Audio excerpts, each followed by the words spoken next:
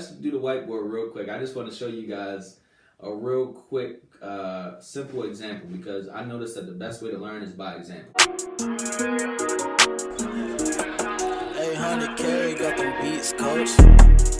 I'm around getting money. I just be begging $100. I got this house over here, right? I don't know if y'all can see this. It's probably a little bit too light, but let's say I got this house over here. You want it for 90. Let's say it's worth 180. This house is worth 180K, but you about to buy it for 90K. Walk me through how you go about buying this house. Okay. So what I do originally is I'm going to come in, I'm going to talk to the seller. Now, before I even meet with the seller, I'm going to find out what I call, from Brent Daniels, TTP, shout out to him, the 4 pillars of qualification.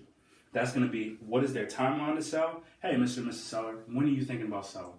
So if they're thinking about selling sometime in the next 30 days, bam, they check off one of those. Next thing I need to know, what condition is the house in? Does it need a full renovation? Does it need guts? Has it been work done to it in the last 5 years for the kitchens or the bathroom? How's the roof? How's the AC? How's the hot water heater? And these are things that you learn as well. But once you learn the condition, you get an idea of kind of the rehab ballpark range of where you're going to need to be at. So you find out the value of what that house is worth and what you should actually even offer for that house almost. Yeah. Based on its rehab. And then that's when you're going to look at the market and see what else other investors are paying for cash in that area. Gotcha. Then you're going to try to find out that motivation. You're going to try to find out why is it they're looking to sell. And that's something that I'll actually ask multiple times. Okay. So can you tell me again, why are you thinking about selling this? Or, what's got you looking to sell? Try to find out that motivation because sometimes it's not all about money. Sometimes there are other pain points and there are other things that are involved that are outside of money. Maybe they want to move somewhere else. Maybe there's another decision maker. So you want to try to get to that. The last thing I try to get is a price. Hey, Mr. and Mrs. Seller, if I could come out there and get your cash offer, something that really makes sense, what's the lowest you would take for it? What's something that you got at? Where's that number that you need to be at for us to get it done? Once I have those 4 things, we're going on an appointment and we're going to take it. And one little tip I'll give you is, so a lot of these houses typically need a lot of work. When I actually go into the house, most of the time, I don't even talk about the house for the first 20, 30 minutes. I talk to the seller, build a rapport, talk to them, find things that they like, find out about their kids, how long they've been in the area. You got to figure out, people like to do business with people that they like. True. And if you can take the time to really understand somebody and get to know them, they're going to want to deal with you that much more. Now, let me ask you this. You said there's so many people, there's so much you can learn.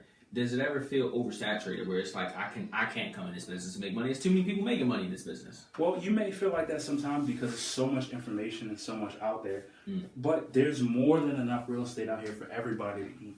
We got to understand, we got an aging baby boomer population. We got changing demographics for the millennials and the things that they want. And the landscape is consistently changing and moving. So you might feel like that, but in actuality, there's more than enough for everybody out here to eat and to cooperate. If you're going out and you're trying to solve problems. Gotcha. If you're in the game for the money, you'll never get a deal done. So it sounds like 3 quick things that I need to get started is $100, right? Yeah. A little bit of information knowledge, which I can probably get from YouTube, starting with this video and going on to more videos like Max Maxwell and a few other people. Absolutely.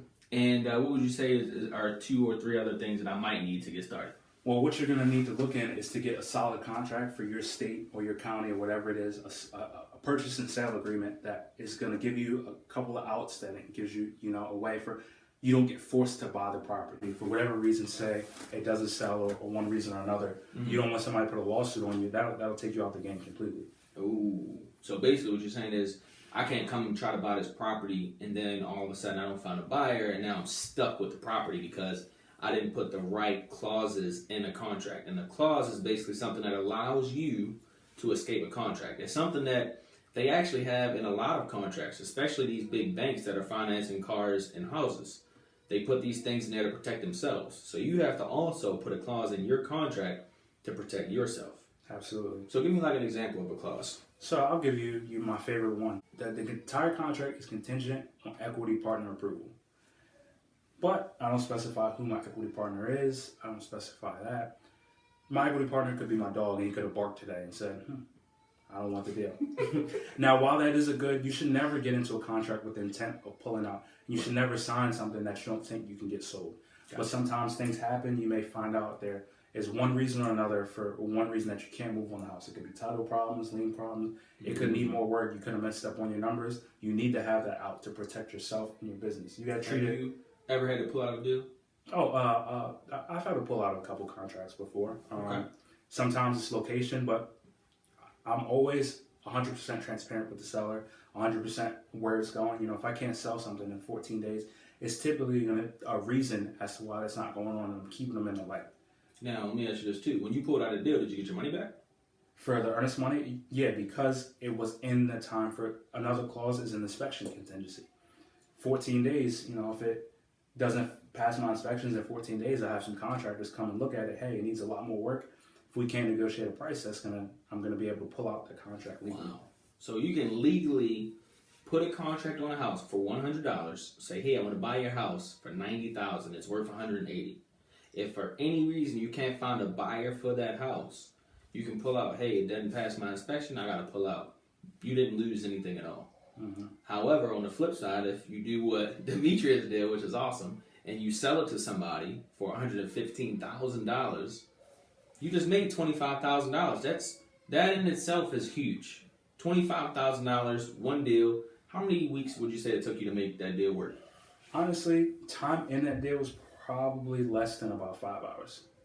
Are you kidding me, dude? Mm-hmm. You made $25,000 in 5 hours? And that's how it goes. You can make $25,000, but we're not accounting for maybe the 300 plus other hours that we might have put on deals that didn't go anywhere. Okay. And that's what it's about. This business is very similar to if you take an ice cube and you put it on the table.